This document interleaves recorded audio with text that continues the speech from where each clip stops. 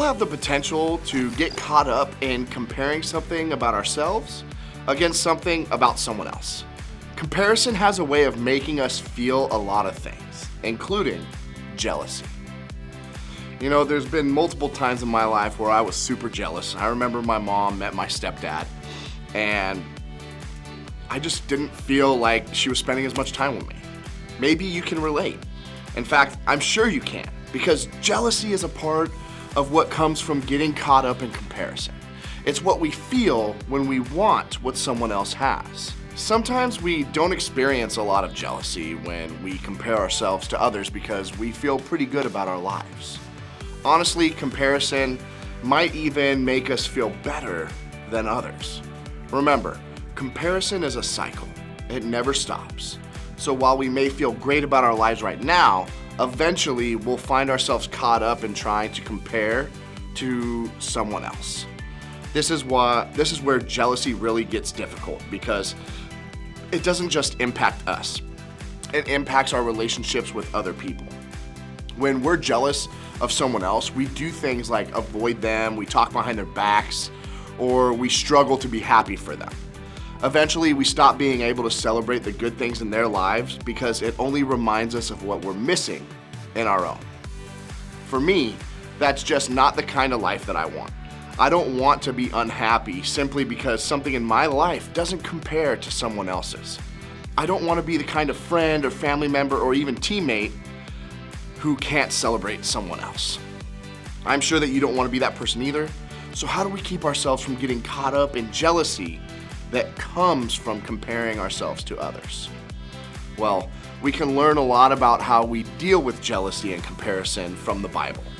And my favorite story to use for this is when David and King Saul were both celebrated after battle victory. Saul became very jealous of David. This made Saul very angry. "What is this?" he said. "They credited David tens of thousands and me only thousands. Next they'll be making him their king."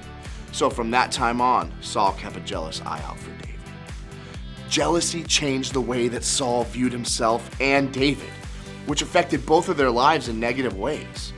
Jealousy has the power to change the way that we see what we have. It has the power to destroy relationships that we have with other people and the good things happening in our lives and in other people's lives.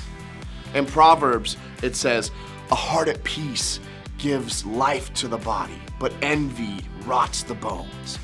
Envy or jealousy has the potential to ruin us from the core. It breaks us down and impacts our lives inside and out.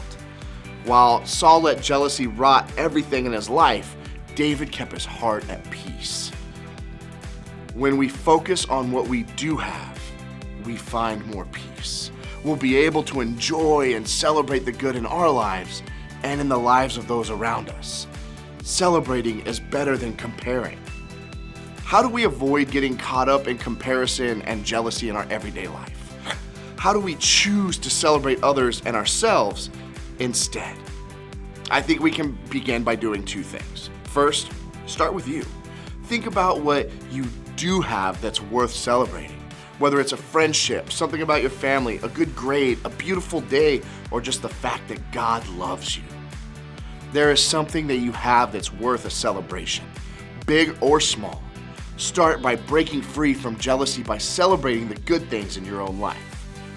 And second, celebrate someone else. I want you to try to find a way that you can celebrate a person that you're jealous of right now. No, it's not going to be easy, but remember, celebration will help you move towards peace, and peace will build you up.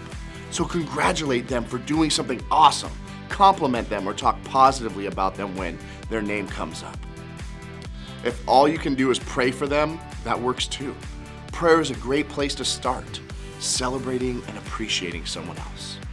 This week, whether you choose to take a step to celebrate the good in your life or the lives of those around you, I need you to remember this, because celebrating is better than comparing.